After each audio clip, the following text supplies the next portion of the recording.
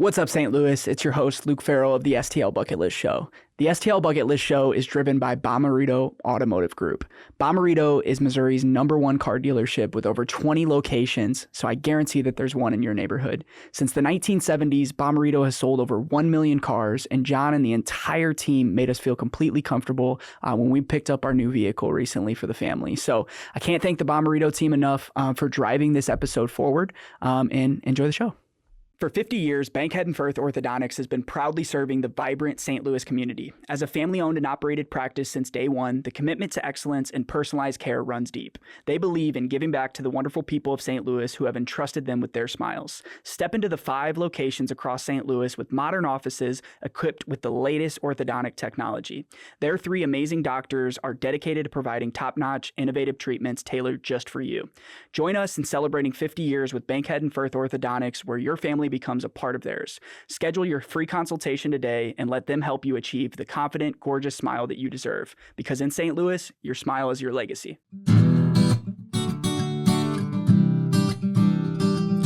If you want to hear about St. Louis, tune in to the Bucket List Show weekly. Hear what Marissa and Luke say. It drops every Wednesday. Got a dope new guest every single week. Buckle up for the ride. Who's it gonna be? Who's on the show today? They rep St. Louis. What to do in the loo on a late night, or maybe what to do on a date night. Yeah, Bucket List has you covered. They know what's going on. What's going on? They'll give you, hey, 18 different things to do, or 19 if you need one more to choose. Yeah, this city is a place we call home. A place we call home. Yeah. St. Louis, we're back with episode 121. We're in the studio with a superstar athlete, but also a wife, mother, speaker, and NBC's newest announcer of the Olympics. This just dropped today, guys. When this episode comes out, you guys have already heard the news. But we're here with Don Harper-Nelson. Thank you for coming to the studio today. Thank you for having me. This is exciting. I'm at home. Yes, we're in St. Louis. This is the STL Bucket List Show. Just to give you guys a little idea, the STL Bucket List really just focuses on highlighting the people, places, and events that make St. Louis special. So with the Olympics coming up in July in Paris. You're right. Right. So you said it right. Okay. You know a little bit. In Paris, we're excited to have you on, but I wanted just to start by reading something that I read, because you're all over the internet, and then I want you to interpret that and tell us like what that means to you. Okay, so let everyone know I have no idea what he's about to say, and now I'm nervous. This is on Wikipedia, so we don't know how accurate this is, but it says Don Harper-Nelson is an American track and field athlete who specializes in the 100-meter hurdles. You were also the gold medalist in the event at the 2008 Beijing Olympics, and a silver in London, and the 2017 World Championships. You were born in East St. Louis. Went to UCLA, Bruins, shout out Bruins, and you have your own podcast, and, you know, being from St. Louis, I really want to start by talking about your upbringing and your roots to St. Louis. Yes. So if you could just give us a look on kind of where you're from, growing up, your family dynamic, and what led you to today. Yes. So funny. The only tweak is I was born in Norman, Oklahoma. Okay. And then we moved here when I was 2. Okay. So that's the only thing. Grew up pretty here. much everything. Yeah. Literally. Like East St. Louis is just my heart. And so for me, like you said, from East St. Louis, and I always say this because I need people to understand, we call ourselves City of Champions. But to be honest, almost everyone outside of East St. Louis is like, it's a rough area, nothing good comes from, and I just love being from there. So they can't quite keep that rhetoric going, right? It's just not something that's true. Exactly. So many great people, are from East St. Louis. And so for me, as far as I've traveled in the world, my heart is always there. It's always where I felt like I found my peace. I found track at 12. I knew that I loved it because it was the first time I felt I'm tired. Like I was that busy kid that was just in the streets, running, playing with the boys, playing with the girls, doing everything. So I started at 12. I started hurdles at 14 though. And that's when my life changed. The first time I went over the hurdles, I was the best on my team, which was weird because we had people hurdling that for years. But when I got to high school, that's when I realized like, I kind of want to see how far I can take this. I was under Coach Nino Fenoy. He's just a force. He coached Jackie Joyner Kersey. Yeah. I mean, he knows talent when he sees it. And his thing is just stay focused and stay the course. And so I just loved it though. I dealt with a knee injury, torn PCL and meniscus my sophomore year. So that was kind of crazy, but understanding if I stay the course, the sky's the limit. I was blessed to get a full ride to UCLA, and then I was trained under Bobby Kersey, who was Jackie Joyner Kersey's husband. Okay, so just a lot of ties a good little there. tie there. Yeah. You know, doesn't hurt anybody. Yeah. And so super beneficial. When I get there, now you're entering into this world. We went from East St. Louis to now. I mean, it's big time. Like you say you want to be here, but it's either put up or shut up. And I understood the last person that went here was Jackie Joyner Kersey, the greatest athlete of all time. Can she do it? Like, does East St. Louis continue to produce, you know, people that can handle the school and the sports side of it? And I understood that every day, and I really just I took pride in that. I was like, I want people to understand. I mean, like, I had fun with it, but it was always in the back of my mind of like, you represent so much more than yourself. And I know people say that, but to really have that, because every time I would come home, it's like, how you doing? I'm hey, I'm doing fine. Grades are good. Then I graduated from UCLA. So I did graduate, woo woo. Yeah. And then I knew that I wanted to pursue track and field So what year did you professionally. graduate then? 06. 06, and then 08. Okay, anybody listening, forget you. I am not old. Okay. Oh yeah, no, that I know, was right? a slight. Like, no, that's not old. No, yeah. but listen, you know, dealing with kids now, they're like, I wasn't even born, and I'm like, do the math. Okay, you're what, 17, 18? No, Yeah, you weren't a lot born. of people you're working with now, you're like, yes, sheesh, I am a little old now. crazy. Yes. And so, you know, like I said, graduated, but to everyone that has a dream, that someone that has understanding of what it takes to get there, it's going to be a time you're going to have to ignore them. Like, I had so many shoe companies that told me, you're just not fast enough. I don't see it. You don't have it. I'm sorry, we're going to sign this person. We're going to sponsor this person. Because when I graduated, I had no money. My joke was I had negative money. Like, I was just struggling. I worked 3 jobs, and I chased my This Olympic is while dream. you were training for the While I Olympics. was training for You're the like, I just need Olympics. one person to believe Just in me, one company person, to one like help company. me fund this journey. And the thing is, none did. And so, you know, you have that mindset, like you just said, if just one person could believe, it could just change my life. Yeah. But there's a time, sometimes it can be rare, but where no one, they just continue to say, we don't see it. And so if you do, good luck, but we won't. And so I understood that I had to take a step back, kind of evaluate the situation. How much do I want to chase this? Like, do I want to make all the sacrifices necessary? Yeah. And I did. So I worked 3 jobs. I continued to train. And so the 3 jobs were flexible. But I remember having a conversation with my dad, and he's like, look, sweetie, we didn't send you to college to continue this little fun track thing. You have a degree, enter into the real world. And I say that's one of the hardest times, because my father, he has a job, he's living life, he's being successful. What do I know about the real world? So I probably should have given in, because it's like, you're right, Dad, I don't know. But I had a plan, and I wanted to work my 2-year plan. I graduated in 06. The next Olympics was 08. So I had a 2-year plan. And if it did not work out, then I would move on. But I wanted to empty the tank and see what was truly possible. So I did. I went through another injury in 2008, February 29th, leap year. Okay. So it's like, I'll never forget it. 29th, had knee surgery. We just had one of those just recently, and that was like one of the anniversaries. Exactly. Like, there's that 29th day again. Yep. It's so fun. And so, you know, had that knee surgery. Trials was in June, though. And so I just stayed the course. My coach, Bobby Kersey, he was such a, like, just no one can tell him no to his athletes. Like, he's like, okay, don't worry about it. Step back. We'll prove you wrong. And so to be under someone like that understood and knew he has a gold medal from every Olympics since 1984, at least 1 gold medal. And so he said, someone's going to get me my gold. And he knew that, like, I was capable. I go to the trials, and I know I'm like summing up everything, but it was just an interesting journey. Get to the trials and just, I mean, like I said, empty the tank. I'm a true believer in that. Through each round, it was a test of, girlfriend, you did not make all these sacrifices for nothing. Like, I mean, it's just like it's one of those, we're not here to play. Like, someone's dream will not survive. And you're but in it won't China be mine. at this point. No, at this time, I'm you're still in in the the States. I trials. haven't even made the team. Okay. And so in the United States, only sends 3. Okay, yeah. And so I'm just trying to be one of those 3 at the time. And so we're at Olympic trials in Oregon. And like, my coach is going there telling me, like, each round, you know, this is how I want you to run them. But I just knew 3 people are going. It's only 2 spots open. I refuse to let go of one of those spots. And so gun goes off. I cross the line. And literally when I cross the line, I'm telling myself, like, I hope I made it, because it was so close. I leaned for the line, did not know if I had made the team yet. And I look up, first place, second place, and I'm like, come on, Jesus, like, come on, you got to be kidding me. And then my name popped up, and I made the team by .007. Wow. And so it's like an eyelash. Your life. It's like, it was a lean. And I always say the picture of me is the most beautiful slash ugliest picture you'll ever see because I'm We'll like, pull it up. We'll post like it. I'm like, I'll send it to you. It is, you'll get it when you see it. You're like, okay. But no, But that's when you say empty the tank. That's the empty the tank empty picture. Empty it. You know your sacrifices. You know your journey. Mm-hmm. Everyone does not need to know your journey. Right. You know your sleepless nights. You know your tears. You know your fears. I mean, literally break down your life and like, I've made it through a lot. I'm no joke.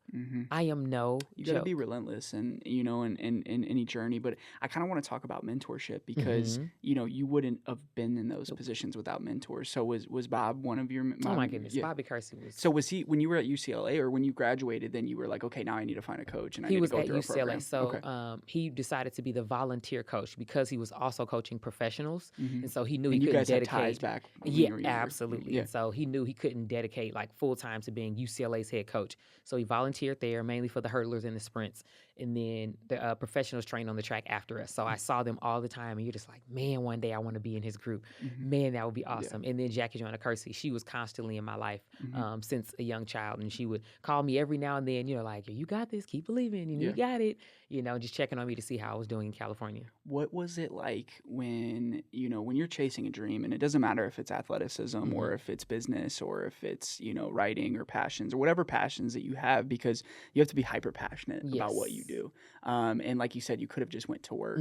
But what I always tell young people, and I'm 28, but I have like people that are 22 that are asking me, okay, like I want to start a business like you. I want to start a brand like you. And I'm like, what's the worst that can happen if you just try? This is so true. Like that's all I ever say is like, okay, let's just say you screw it all up for 6 years. You're going to be my age in 6 years. Like, oh no, I'm 28. And you're going to be just fine.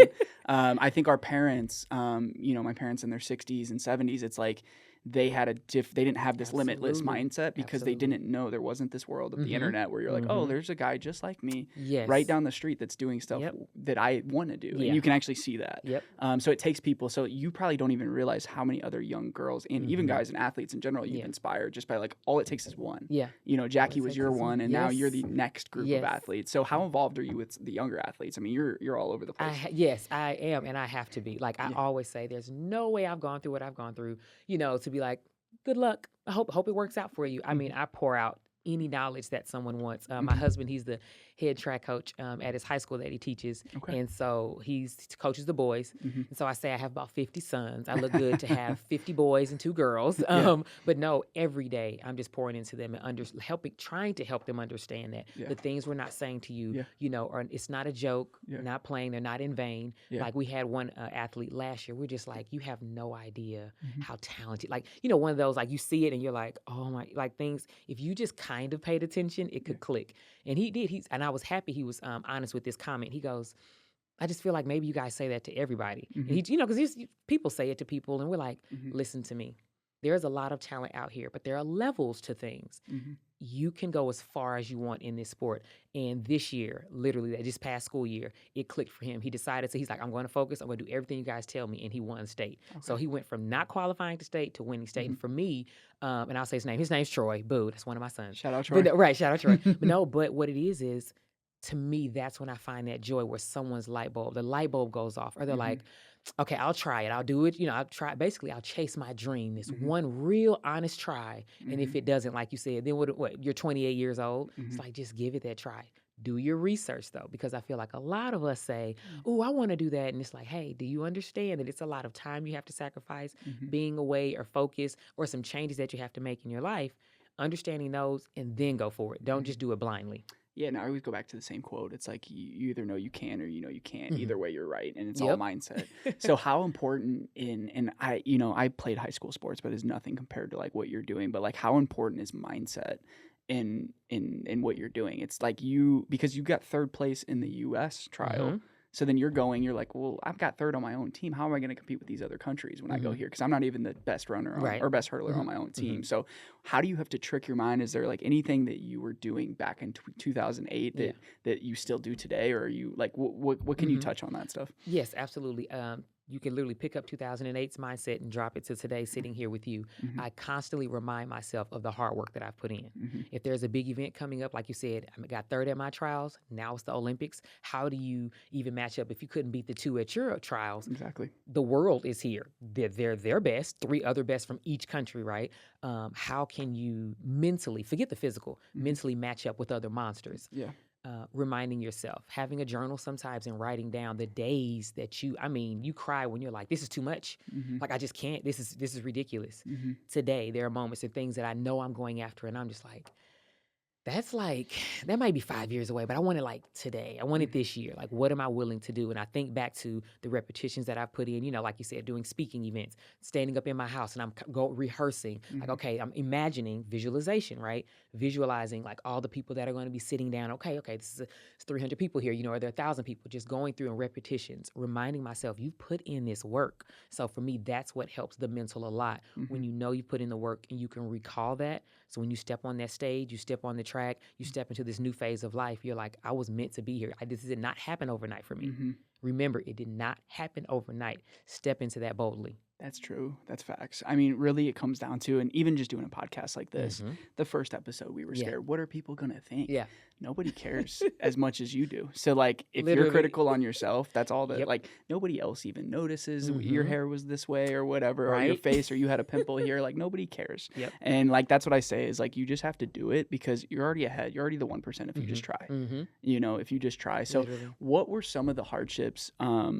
Let's just say, like, in that growing up time, like, obviously, growing up high school, going to college, and then the Olympics, like, was there a significant hardship that you went through? Was it the injuries, or was it it financial? Was it a little bit of a lot of things? Yes. Okay. So we're going to get real here, people. No. So injuries, yes. Right. It's funny that this is the first thing that came to my mind.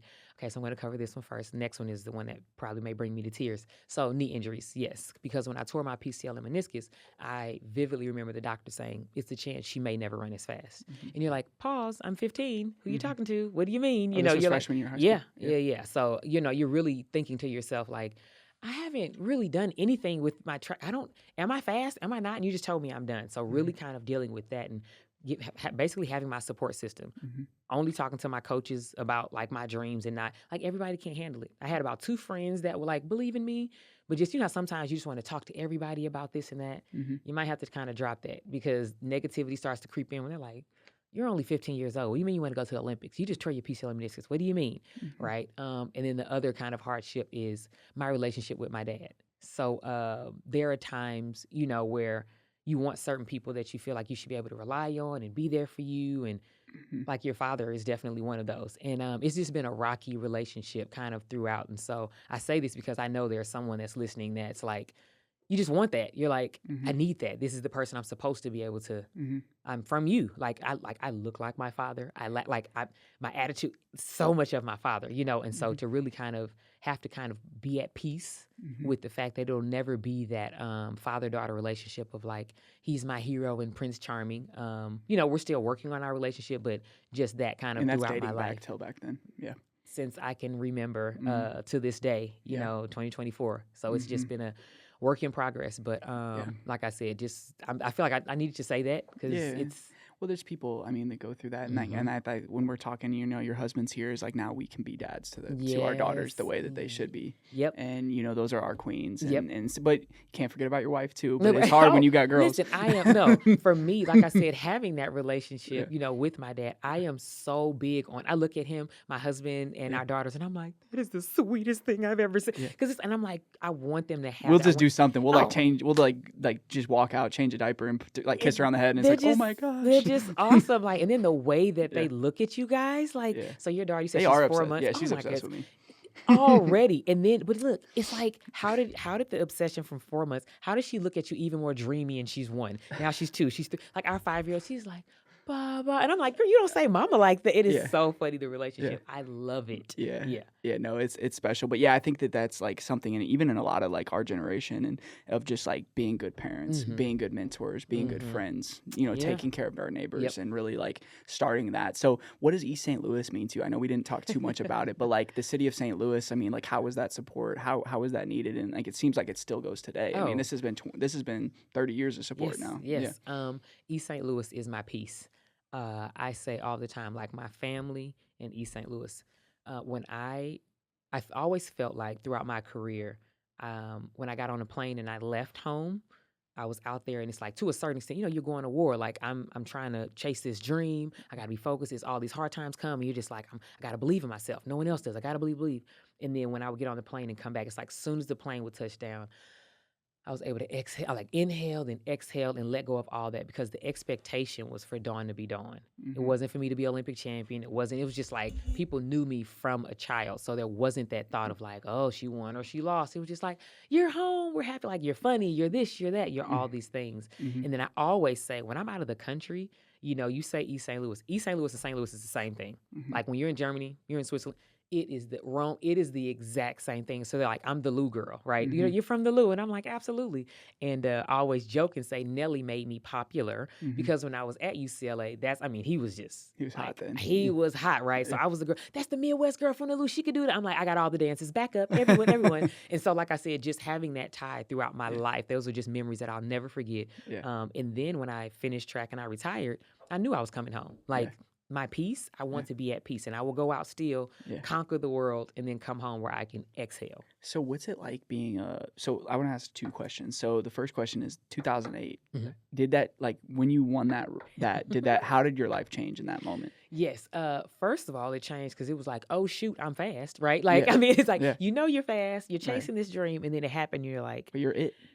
The world, the TV, you're talking to me, like, because as soon as you cross the line, they throw you the flag, and then literally it's a sea of cameramen that are like, Dawn, look at me, pose.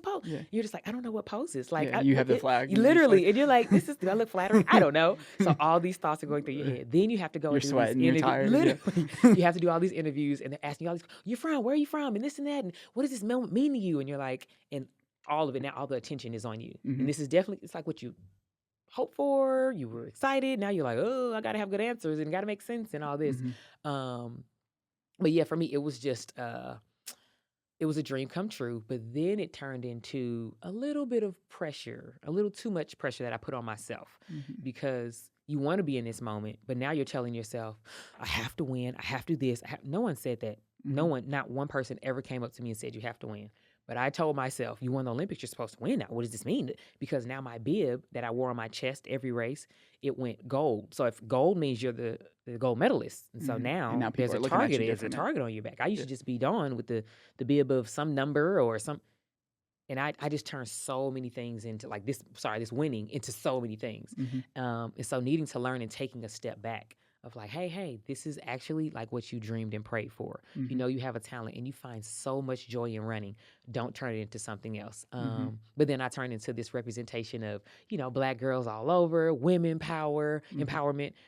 And then that's the stuff I loved. Like, it was just like, right? Like, yes, looking at all the little girls and telling them, for real, believe in yourself. No, for real, you're seeing me now, but I was crying and scared 3 days ago. You know what I mean? So all of that type of stuff. So your world changes. Obviously, like your hometown is probably now they're coming out the woodwork. So like, oh, Dawn. So hometown was like, I have arrived, okay? Yeah. Because Jackie Joyner Kersee opened up her center, her Jackie Joyner Kersee Center. Yeah. And so like the town, like the city came there, and I wish social media was popping like it was, like it is now. Right? Because I have newspaper clippings, boo, I'm not that old, guys, but newspaper clippings, right, of literally everyone, like it erupted, and everyone's like off their feet, and they're jumping, and you see the screen in behind them, and it's me like crossing the line winning. So it's just like that moment, that electric moment. And I came home, they gave me a parade. I have my own day, October 6th in the state of Illinois. Okay. So like, it's just a lot of things. My city I feel like they understood what that moment was. Yeah. And that's what made it special, because it wasn't like, they didn't just see me as, oh, she won on that day. They were like, we've been here through the journey. We've seen you, and we know all of the backstory, and we're proud of who you have become and all that you've overcome. So that's amazing, first of all. But yeah, I was talking to another person that did a bunch of stuff. They're like, man, I wish I could document it on cameras. I Like we didn't have wish. cameras like that We back then. didn't. I mean, you had them, but they weren't the Mhm. best. But what are some of the misconceptions about Olympic athletes? Because we talk about, like, we know NBA athletes. We Uh-huh. can see their contracts. We know the trades that are happening in the Oh. NFL. We know the MLB. There's all this money Yes. in men's sports. We know that, and we know we're trying to fix that with, women's sport. Women's basketball specifically is hot right now. Yes. With is getting more buzz with Caitlin Clark and all those girls. But what is like the business of Olympic athletes? Is it sponsorships? Is it like you're not signing contracts per So, se? yeah, Or- well, I want to yes, learn about that. Yeah. So track and field wise, Mhm. it's been a while now since it's been this way.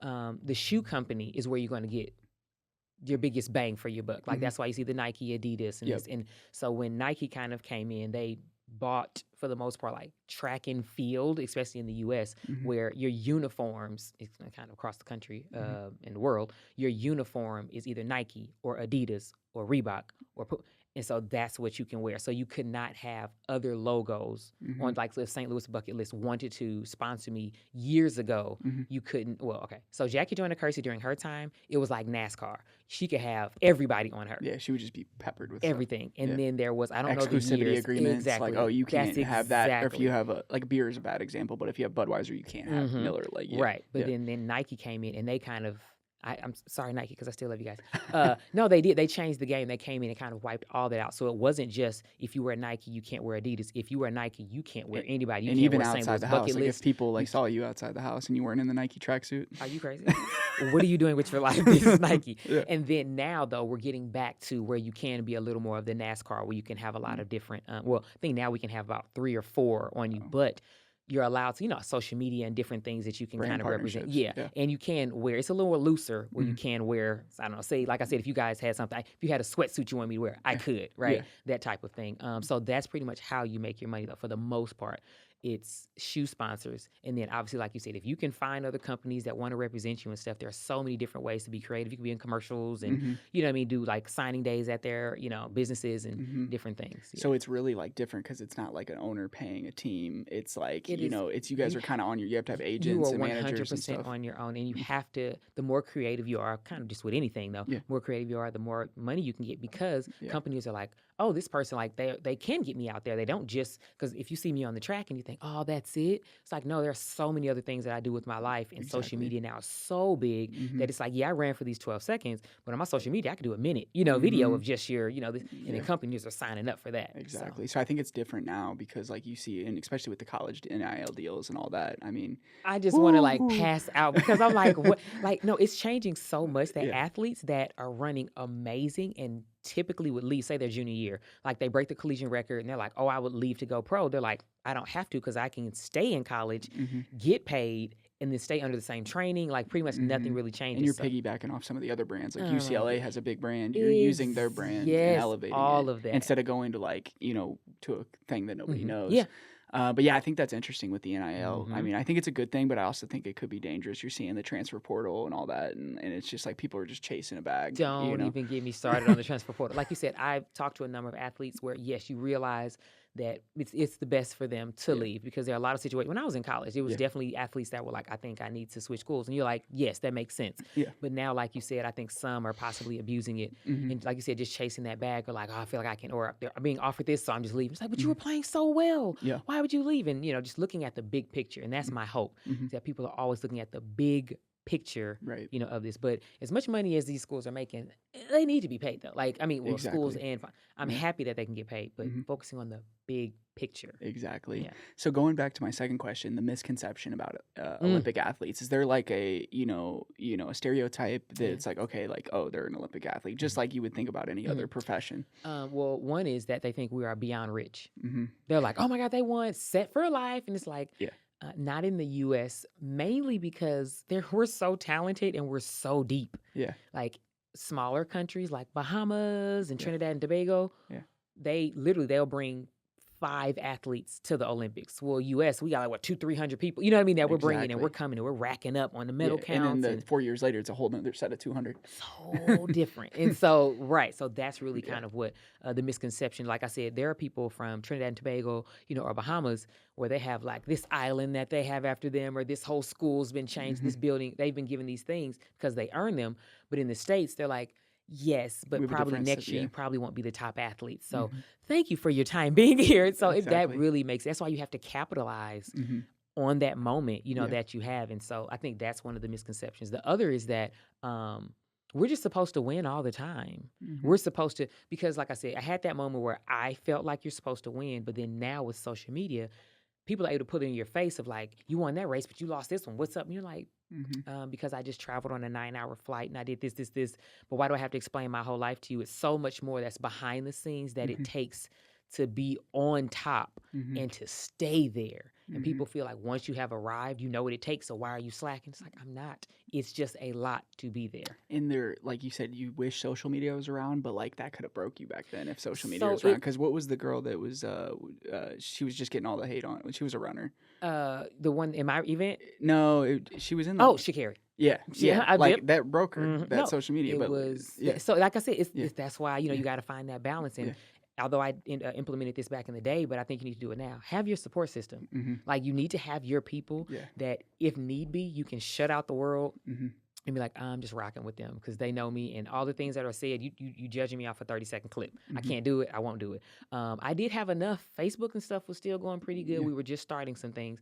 I had a lot of hate kind of going, towards me with social media a little bit because me winning, and I'm just going to say it because we have to talk about it. They were like, she's so black. Does she deserve to represent our country? I mean, there were so many. And I'm like, whoa, what? I thought we were talking about speed. What does looks have to do, you know what I mean, with anything? And so it was just a lot of things that kind of just went on that you didn't realize could be a negative. Because honestly, then I wore my hair in braids and I wore it straight back. They're like, that's such an aggressive look. And you're like, I was over here for a month in Beijing. I was just trying to have some braids so I didn't have to do my hair. So it's just, like I said, a lot of things that go on behind the scenes and decisions that we make that people judge you for. And you're like, I'm trying to survive, really. Exactly. Yeah. You're like, I'm working my ass off right now. I'm trying to do everything I can to do this. So that's it. If you know Tecovas, you know that they make some of the best and most comfortable Western boots around. But what you might not know is that Tecovas has a store right here in St. Louis at Plaza Frontneck. Stop into their store and you'll find the finest handmade cowboy boots, jeans, belts, cowboy hats, and even apparel for both men and women. While you shop, enjoy complimentary drinks, boot shines, custom hat and boot branding, and more.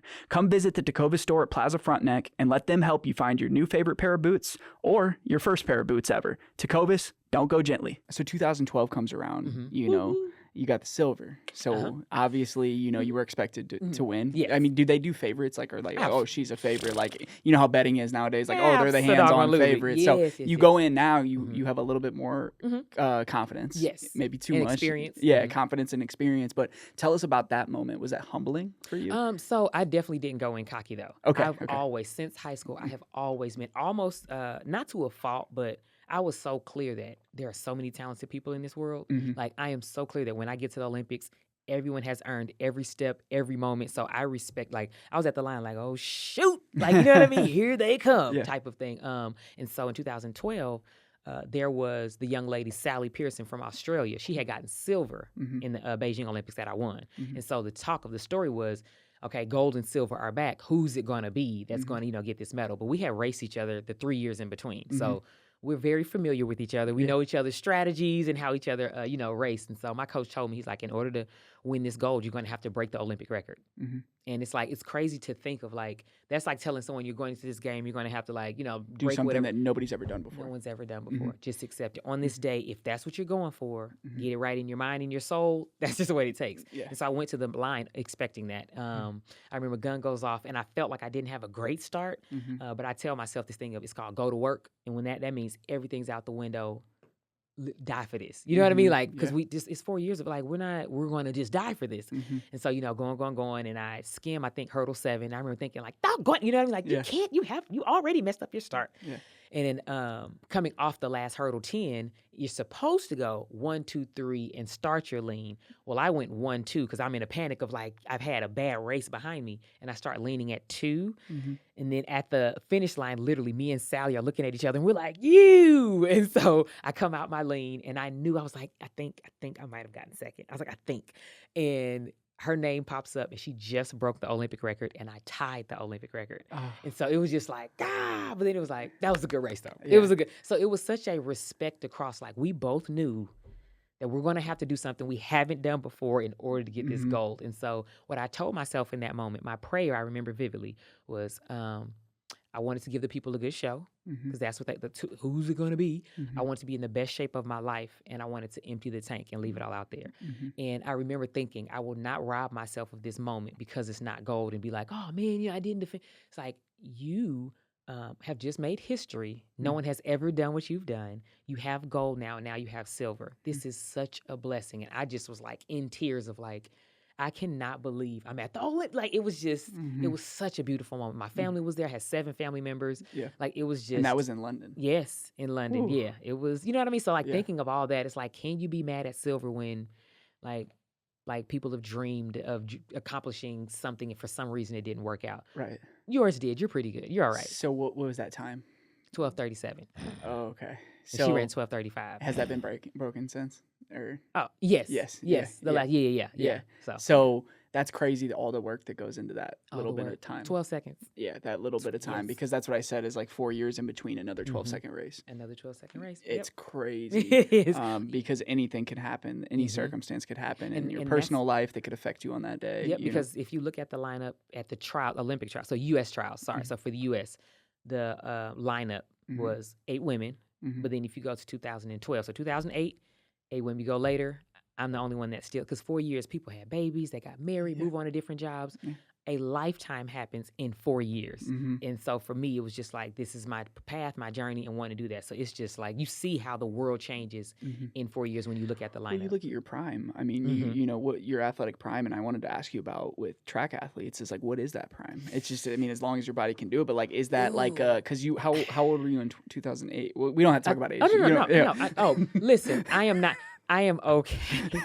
Listen, I've already people did the math. Right, it's on Wikipedia. I got it right here. So in 2008, when I won, I was 24, and then so 2012, I was 28. Okay. And so I say like right in there, like so almost from like 23, 24 to about like 29, 30 to me for the hurdlers, it's like a sweet spot, and that's a long sweet spot. But it's like you have to learn your body in that time. You know, like when you're like college and younger, you can kind of be like, I just ran fast. I don't even know how I did it.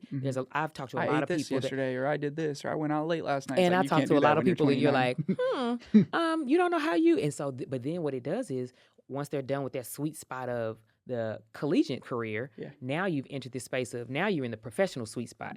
That doesn't do well when you're now amongst other talented people that are like, well, I took this serious, so I have the same talent you have, but I went to bed on time, and so just being able to kind of focus in a little more on that and not being so, I'm just saying, reckless off the track. So that prime is so sweet, and it's like that with every sport. I mean, we look at the NFL; they get like 3.3 years as their average. That's like, especially depending on what position you play. Beat up. It's like, ooh, and you're getting beat up. But I'll say this: what I from 2007, because that's when I went pro. 2007, it's hard to go 4 years, like in any event. So you have a lot of people across track and field where they're like, no one is going to make it another 4 years because it's just hard to do. Yeah. So it's just like, so then like you have this sweet spot of that. It's running. It's not fun. Not to me, at least. It's so fun. It's so fun. So let me say though, fun, but I remember track and field, and I'm like, man, it's just running. Being honest, just running straight in like the turn. Okay, maybe. Okay, to be honest, sorry, my track athletes, I love you so much. No, that isn't necessarily the funniest thing in the world. That's what I loved hurdling. For me, I always say hurdling was like, it would be smooth like poetry. It's like bread. And when they're going, there's it's a poetry. When you get like they get it right, you can like hear you skimming things. Yes. When you get it right, you watch a race and you're like, that was poetry. And like right now, Yes. Grant Holloway, if you're watching this, pull up Grant Holloway and watch one of his races. You're like, you see him moving, but you're like, he didn't bobble. It's just the smoothest run you'll ever see. So. No, you're right. That's art. That's art. It is. Yeah. So, but yeah, I think of running. I'm like, wow, that's running. Because we used to get running when we were in trouble. When we got in trouble when we were playing baseball, we had to run. Terrible. Or when football, and we that's had to what run. we say. Our sport is every other sport's punishment. Yeah. And like, how do we like this? Why did we choose this life? Yeah. That's funny because it's like you guys have like you're the most athletic athletes, but then some people are like, oh well, like I play a real sport or I do this, not a real sport, but I'm sure you guys have that as misconception. It's like, oh well, I throw a ball. That's exactly or what they say. Yes, and we're like, no, pause. Even within your sport, you're doing my sport, so watch out. You know well, and a lot of like the best wide receivers were amazing track athletes. A lot of the best, and I love it when they say it because they're like, just let them know, just put it out there because they respect you in football. Just let them know where you got your speed from. Exactly. All right, go back. Yep. So what year did you retire? 21. 21. Yep, 2021. Oh, okay. Yeah. So you had a long, very long, long career. So what was? Wait, I love you. Went long career. Well, no, for running, like I was like counting the years up. So like a 13-year run. Yes. Literally, absolutely. which is a long time in any career. And especially one that involves like so much travel and so much like strain on your body. Yes. So I talk to a lot of people. I've had athletes on the podcast. I've had really anybody, entrepreneurs, when they stop. Yes. What happens to yourself? What goes to your identity? Your whole identity was those 13 seconds or those 12 seconds, maybe 13, 14 as time went on. But like your whole identity was that gold medal or the stuff that you brought today. So like, how do you go back into the real world? Because you started having kids and stuff too, and became a mom. So absolutely. Tell us about that transition because I don't think people talk about that too much. No, they do not. And everything you're saying, because it's such a scary space, and when you're in it, you're kind of like, I'll deal with it when I get there. You're scared that am I just 12 seconds? Like if they don't start off with saying Olympic champion Dawn Harper-Nelson, will I not have value anymore? Now I'm mom. Now I'm, hey, honey, wife, because in society, we love moms so much. But sometimes I don't know if we value them in the way that like none of us would be here without a mom, right? But sometimes I feel on Mother's Day, we kind of do get them flowers and stuff. So you find yourself comparing, if you will, like, man, the things that I'm stepping into, like, are they going to be as shocking when I walk into a room? Like these new things. But I also was very clear on what my hope and prayer was. I've always said from a kid, I wanted to be Olympic champion, a wife, and a mom. And so for me, it was unique because it was my decision. I was so happy that it was my decision. It wasn't a catastrophic injury that was like, her knee blew out again and and it just happened in this race and she got wheeled off and, those types of things. I always wanted to be that was so fun. You went on your terms. A great time, yeah. And so when I said I wanted to be someone's mom and I made the whole announcement, agents, everybody were like, whoa, pause, what are you doing? Like, you're running so well. And I'm like, I hear you, but I'm ready to be done, because I knew the sacrifice that it took. So yeah, when I make that decision to kind of now be a wife and a mom, I knew that there were other things I wanted to do, though. I was very clear that, and I love stay-at-home moms. I just knew that I wanted to be a busy mom outside the house as well. Like I wanted to be like, house is tidy. All right, now we're on the road. I'm speaking. I'm doing these different things. But initially, I did decide to go back to sport. Yeah. And what I loved about that was my husband was very clear. He was like, you can run as long as you want.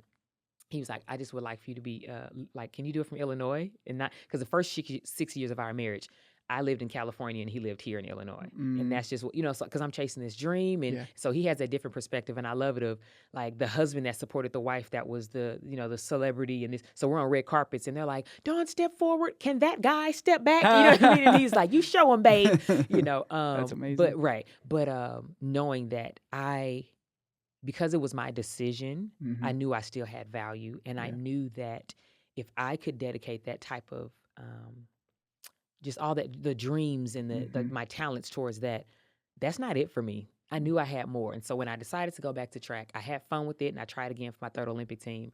But when I decided to walk away from that, I said, the world is your oyster. Like I've always done things where I'm in front of the TV or a microphone or something. They're like, yeah, this is pretty natural for you. Like you should look into this. And I'm like, you think? And they're like, yeah. And so that's why I decided to reach out to NBC and say, hey, if you would like. So you shot your shot at them? Oh, literally, right? And so I knew some people can't that wait for things to happen to you. You can't. And so but I had to enter that space because at first what I did was I entered initially when I walked away, I was kind of like, well, kind of hoping some things worked out. And I'm going to post a little bit of like, me kind of talking to the camera. But then I had to take a step back and say, okay, how relentless you were for the gold, you have to be that for here. Like you said, shoot your shot. If you're 22 and you try something, you fail, you're 28. Okay, now you're sure it's not for you. One thing my mentor says all the time is you can have it all, just not all at once. So you wanted to be a mom and you wanted to be an Olympic athlete. Like you can have all of that, but just not all at one time. I like where you're going. You can't have it all at one time. So when we can't have it all, in some cases, but like now you have to balance other things. You have to balance other things. And I tell myself all the time, I'm like, I don't think I was ready for this years ago when I thought I wanted it. Like, like you said, you thought, I'm like, no, I think I need it to the way my life is unfolding and developing. I think it's at its right pace. It's now on time. I laugh and I said, I finally think I got the natural hair figured out. I didn't need to be on camera with wild looking hair. It needs to be now. No, but there are just some things now that I'm realizing. If you want it, you have to take that same approach that you did when you were 23, 24, and you were like, I hope I'm going to empty the tank. And so now I'm in this space of emptying the tank. And so what I did with NBC, I know a guy that works at USA Track and Field, and he does a lot of things with NBC. And I said, if you just have one email, it doesn't have to be just one. And so I reached out to some contacts, got some emails, sent an email and said, look, I'm Olympic champion Dawn. If you could just, just kind of entertain me for 1 second, 2 second conversation. And they got on the call and I was like, this is what we don't do. Right. Sometimes we're not just like, okay, if I have a no, then it's a no. Like I would have sat here, think about it, the Olympics is going to happen. Yeah. And I would have sat here at home like, I could have done that. I could have, why didn't I? And it was just like, now I know either yes or no, because if it's no, I was just going to work on it. That's okay. Yeah. I was going to be at home talking about, did you see that? Yeah. But if it's a yes, then I get to, sharpen my craft, get better and better at it. So you got like about 45 days or I know. Yeah, 40. Yeah. Like about a month and a half. So you're going to be there. Virtual? Well, first I have trials in Oregon. So get the USA together. So I'll be there with, likes of Sha'Carri Richardson, Tyra Davis. I'll be there with Grant Holloway, like the athletes. I'm interviewing them after their races. We're doing in the thick of it. So you're fans of them now? You're absolutely. a fangirl now? Yeah, because I understand what it takes. And I'm like, you dedicated life and it's working out. You know what I mean? That's the coolest thing in the world. Yeah. Dealing with that. And so my husband's creeping out here. He's fine. Yeah. Okay. So dealing with that. But so I will be actually at NBC's headquarters in New York. And so that's where I'll be for trials because they have a couple of different teams and they're sending over 2 people. Since the pandemic happened, everyone had to build and create certain things of like, if we can't be there, we need to be here. And so they have satellite studios now. Yeah. And so, but they're going to create it. It's like, you're going to feel like you're there. And I'm like, when I watch it, I love it. So I'm okay. Like at home, I feel like I'm there. So NBC, they're probably going to have this 360 studio. You're going to be like have goggles on. I know it's going to be crazy. I'm going to be like, you guys, do you see what I see? Yeah. So that's going to be amazing. So you're going to be up there with some big time people at NBC, and you're just going to be a contributing voice, like with the athlete, on the stage. Experience everything. That's amazing. So you're doing that, and then you're also working with USA Track and Field. So while you're up there working for NBC, are you able to kind of do both, or how does that work? Well, USA Track and Field, their USA Track and Field, kind of NBC stuff is first. So I'm going to trials. I leave next Wednesday, and trials start on Friday. And so it's 10 days straight of just action pack. I mean, literally, everyone's just dreams coming true or not coming true. 10 days of that in Oregon. And then when I go to for the Olympics, it'll just be strictly NBC working with them. Yeah, that's amazing. So that'll be cool to be out there because you're like, man, I just want to be there. Yes, and now you're there just having those moments, but now you're on the other side. So, you don't have to worry about training. Yeah. You're still probably are you still training a lot? Yes, I am. I actually got up and worked out this morning because for me, I jokingly say, but I'm serious, I just don't want to be that person when I'm done. They're like, she used to run. Like, I just don't want. And people say that about athletes all the time. Like, wait, you used to play basketball? And they're like huge now. Right. And the thing, and life happens. Yeah. Life happens. But for me, I want to fight it as long as I can. Exactly. And you got young kids too. You got to be there. You got to have energy. I'm like, I don't want my kids to say, hey, mom, like, come down here on the floor and play dolls. And I'm like, mama's knees don't. I just don't want to be that mom. Yeah. So, just trying to stay active. So, your husband's here. He just popped out. But I want to hear about your love story a little bit because I read something that you guys were best friends growing up, or you guys were friends growing up. Yes. So how did that get reconnected? Because when you're an athlete in an intense sport like you are, you can't have romantic relations. You can, but it's hard to have it because they're going to feel neglected. Exactly, because they're going to be like it's just it's almost impossible to be in a relationship and be like I spend all my time with you and then spend all your time with your sport. Just not possible. All time. It doesn't exist. Well, first we met in a hurdle race in the 8th grade. I was the only girl And so they put me in with the boys. And there was this one boy that beat me, and it was him. And I was upset. I was like, who is that? I want to race again. What just happened? He's looking around. He's like, why is she so mad? I'm a boy. Yeah. He's like, she beat everybody else. Yeah. So I'm a competitor. And so from then on, though, we really became good friends. He was always my cute friend, Alonzo, let me be clear. But it was just like we had this respect for each other. We saw each other had a lot of talent. And it was, I mean, like an example, like say at practice, he would be like, Dawn, you should be. And I'm like, my coach is telling me what to do. Like, I got it. But just always just like that respectful, but just pushing each other. Yeah, like always pushing each other. But we never took it in like, you're just doing a lot. It's like, oh, okay, all right. If Alonzo said, then I must be, you know. And then, you know, you go off to college, and we did see each other at NCs, so NCAAs, and we laughed because we say it was like a love and basketball moment. We like saw each other, like locked eyes, and was like, "Oh my goodness, like what, the love of my." It's not the love of my life. It can't be, you know. And so that, and then once again, kind of split. Didn't see each other for years, but he always stayed in touch with me, and for the most part, it was him reaching out through Facebook. He would always send me messages like, "I see you. You're doing so great." We had each other's number. Sometimes he would text. I'm not always the best at replying to text messages.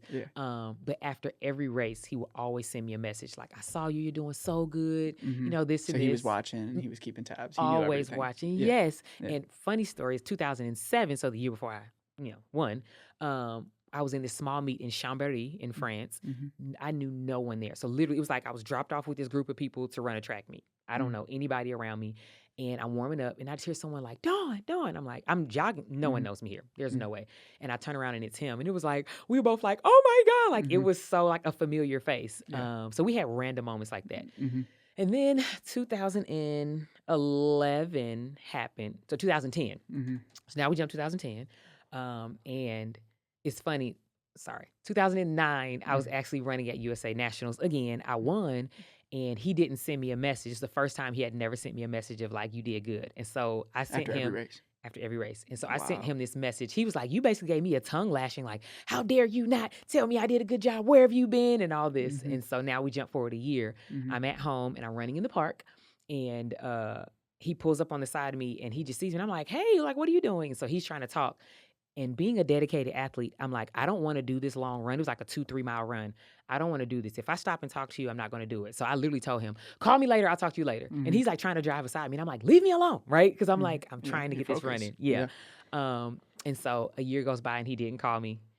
The next year, I have my own day, October 6th, Dawn Harper-Nelson Day. So he sends me this message on October 5th. Like, hey, I know you're going around to the schools in town. If you could just like squeeze in my school, I would love it. And I sent him back a message like, okay. He freaked out because he was like, I didn't have anything together. I didn't think she was going to say yeah. So he goes to his principal like, Dawn's coming tomorrow. We got to get like a assembly together and all this.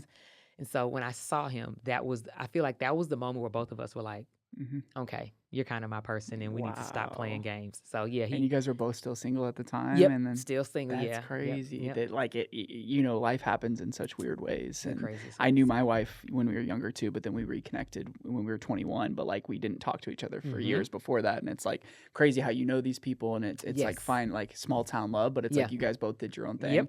And then you finally gravitated back to each other. And it's all those simple little things that you do, those simple texts that he sent, you know, and like that was just straight support. But that was like real even way before you were Dawn Harper-Nelson. Or before you were Dawn Harper-Nelson. Way before you were Dawn Harper-Nelson. So you went with the hyphenated last name. So that makes sense why you're, you know, like you said, with your kids and stuff like that. But now you have a family and you have all these things going for you. I mean, what's something in your life that you can pinpoint that was like an aha moment for you? Was it getting married? Was it having your first child? Was it winning the gold? I mean, was it a mix of everything? Like when you can tell yourself that like, okay, I'm actually doing something special right now. Yes. I think I've had a couple of aha moments where I kind of pause. I love to take in like kind of the moment and where I am. Like an example, before I even came in here, I really was like, this is such a blessing to actually do things that I'm passionate about, that I love, and to continue to grow in this.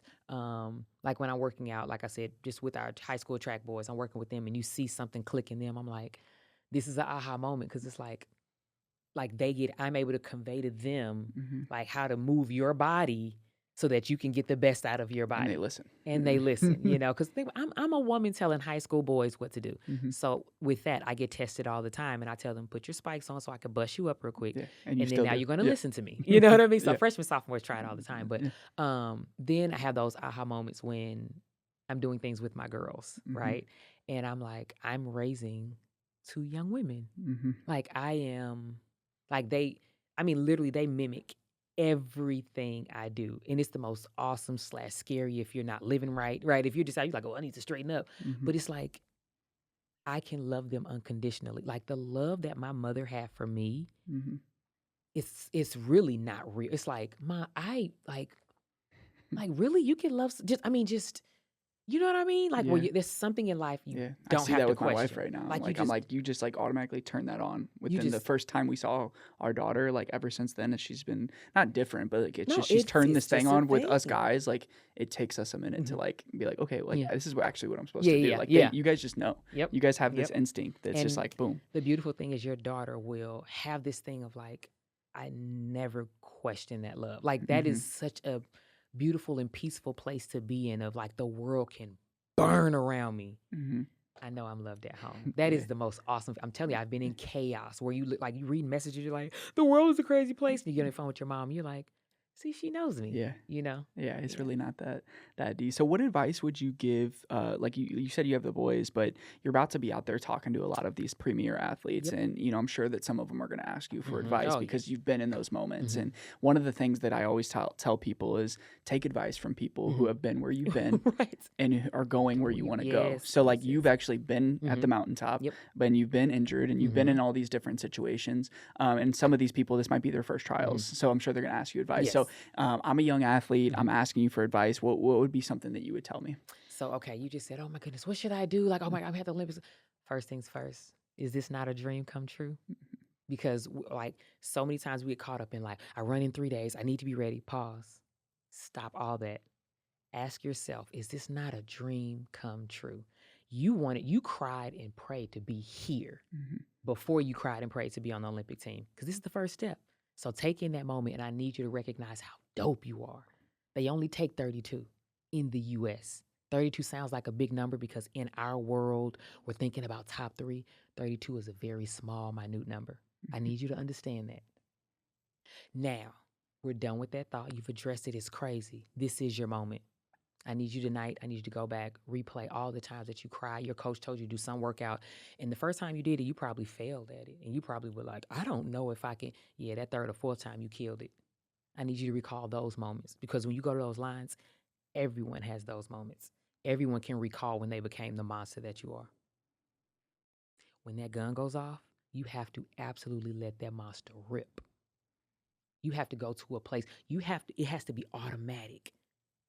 I need you to not think in your warm up, you're thinking through movements. You're thinking about, this feels good. My foot placement on the ground. This is exactly how I should feel. When that gun goes off, you need to be at either the third hurdle, you need to be at 30 meters, 50 meters, and not even know how you got there. That's how automatic it is. But you've trained to be here. Enjoy the moment. You're going to be on the team.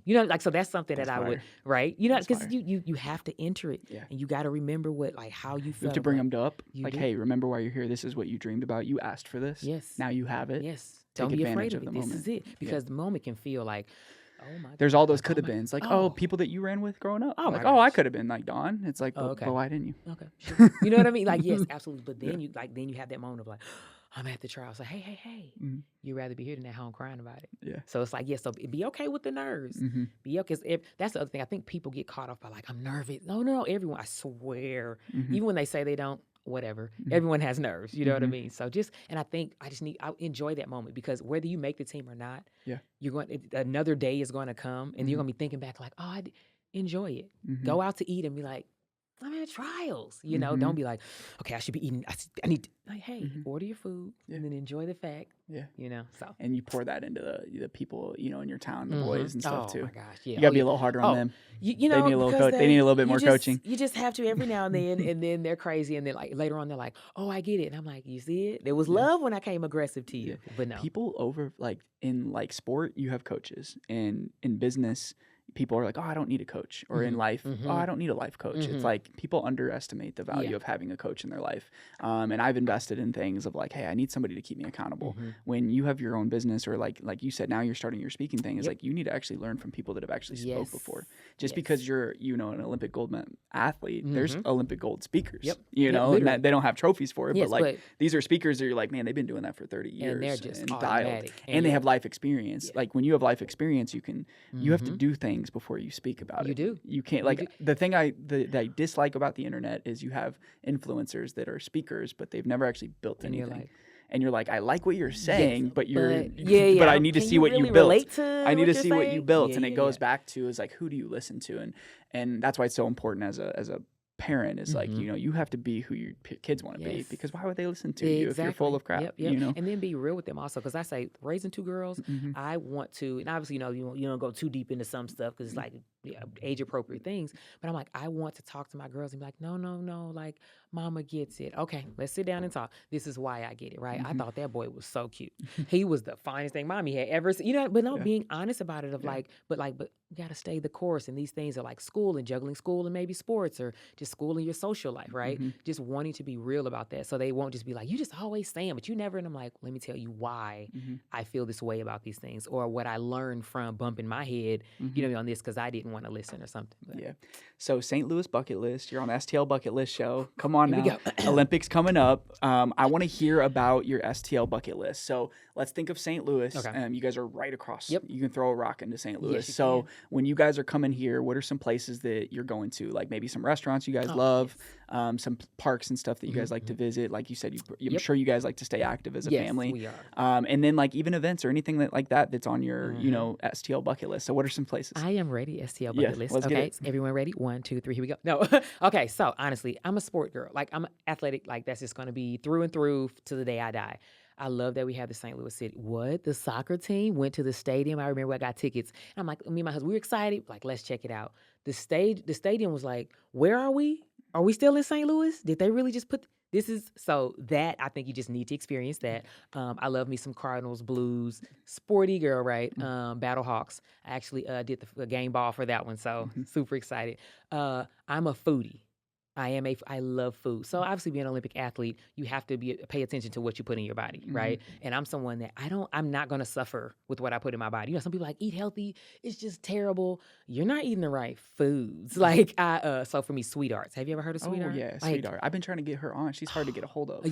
She is hard to get a hold of, but I think she would be great for the podcast. She has an incredible story. Yes. So she's the vegan restaurant, but the sweets they have there, the brownie. You're like, is there no? There's no real eggs in here. There's no real milk in here. I know. And that's the thing. People don't believe me. I'm like, okay, I know, because the thing is, they're like, well, I know I'm an Olympian. No, it's hard so for you what? Because it's like, it's healthier. It's like, and you're like, no, but I swear to God, it tastes so good. What about that chicken sandwich? That chicken sandwich is fire there too. How is this possible? Like, you don't understand. Like, I'm like opening it up, like, but this is, you're like trying to examine it, right? Like my daughter, she's tearing the food up. Then me and the husband, I remember we found the Foundry. Yeah, we love that. That's like a date night for us, because you can go in and you're just like, you don't have to. You can pick what you want. You can pick what you want, and then we come together and we're smashing our food. And then we've had I think one of his birthday parties we celebrated there. So we chose like a day where it wasn't as busy, and it was perfect, because you just walk right up, order, and then we're just all eating. It was like 20 of us. It was so fun. What else? Oh, so I saw on social media, which I love. Is it the 21C Museum Hotel? Yeah, the Museum Hotel. Like, me and the husband, I said, we need to do like a staycation. Like, we need to do that. So someone, either my side or his side, are getting these kids, and I said these kids, and we are going to that hotel. I just want to. Oh, you haven't been yet? No. That's on your bucket list? Yes, it's on my bucket list. The rooms are amazing. If you guys are into art, like the whole hotel is an old YMCA. So the gym there, they have a Locust Street Athletic Club. They have an Olympic pool in there. Listen, I went down the rabbit hole. Oh yeah, like 30 minutes went by, and I was like, and that's like, you don't drive in 20 minutes, stay for the weekend, and then they have one of the like hottest new brunch spots there. So you wake up the next morning, you don't even have to leave. You walk down, get brunch. You can drink some wine at night. That's why I would say, don't tell me St. Louis doesn't have something like that. Is no, that's a big deal. Like those, and the staycations are great. Like we've been, so we haven't went anywhere yet with our newborn, but we're like, man, we needed like one night. Not yet. We're waiting, but like we need that night, and we get that night. we're gonna go to either there, the Four Seasons, like somewhere nice where we're like, we're gonna get a spa day. Yep. We're gonna like, we just haven't taken care of ourselves. I mean, when you're grinding in those first few months. Listen, we get it. Like you look up and you're like, wait, oh, the world's doing what outside? Yeah, it's intense. But so that, and then now I'm really been looking into, there's a lot of places in St. Louis that has a lot of kid-friendly, like outdoor, like you said, parks and stuff like that. There's this one page I follow. I'm so mad I can't think of them, but they go down like, if like every day they're like, if you want to do this, you can do this with your kids. So is it St. Louis Mom? Or maybe it's one of the mom pages. I'm so mad, but I'm like, I have stuff like written down at home in this notebook, and I'm like, it's the summertime. We're doing that. Like, we just want to be outside. And I'm like, we experience St. Louis. So yeah, no, that's great. And then on a later episode, maybe we'll have you back. We'll talk about O'Fallon, Illinois, too, so we can shout out O'Fallon, East St. Louis, and all the great local businesses out there. But yeah, it's really just supporting local, and I love that you guys, chose to plant your flag here in St. Louis too, and especially in the Illinois side. I mean, staying over there is important to you guys, I'm sure, and being a factor in the community. So last question, are your kids athletes yet? Oh, I know, because you guys are both athletes. So I'm like, okay, so these kids might be, but sometimes you just don't know. They're not into it. But I will say they have absolutely been bitten by the bug. Like my daughter, she's 5. She comes out to track practice almost every day. We put up little wickets to for our boys to run over. She's running over those. Even a fun thing, so batons, like relays. If they drop them, they have to do 20 push-ups, right? If my daughter, she's been playing with one, and you heard it hit the ground, all the track boys were like, you got 20 push-ups, Harper? She's like doing her little push-ups and stuff. But yeah, she's super athletic. She wants to do dance right now. She's gymnast, like she's one of those, when you see her do stuff, you're like, oh, we're going to the Olympics. Like, I'm not going to say it yet, but I want to be that parent, though, that's like, follow your own journey. I had one mom that actually tried to get upset with me because this was when Harper was 4. And she's like, oh, is she running yet? And I'm like, no, no. She's 4. And she's like, well, why not? They started at like 4. And I'm like, well, just when you start, like, we want to be there for everything. And she's 4 and she doesn't need to. And she's like, well, I don't understand. She needs to be. I said, well, first of all, at 12. I started at 12. So you're not going to win the argument with me. Second, she's my child. And third, I want to be there. And right now, I just can't. So, and it was just like, this idea that former athletes have this plan of like, oh, my kid's going to be a quarterback just like me. It's like, no, your kid might like dance and not want to play football. And I always say, if my kids choose debate, chess, I'm in there like, checkmate, baby. Like, because I love track and field, like with every part of my being. But I vividly remember days where I'm like, this is too much. This is a lot. So why would I push something? I loved it. And it was days where it was too much. What do I look like telling my child, you're doing this? And she's like, I don't want to. I will not be that mom. Yeah, no, that's amazing. Dawn, thank you so much for your time. Thank you for having me. And congratulations on the NBC deal. We're going to be tuning in, so we're going to be able to hear you, everybody. Yes, it's going to be so awesome. Yes, this voice will be translated to NBC, guys. Let's go. All right, thank you so much. Appreciate your time. Of course. Yep. Today they rep St. Louis, yeah. They rep St. Louis. They rep St. Louis.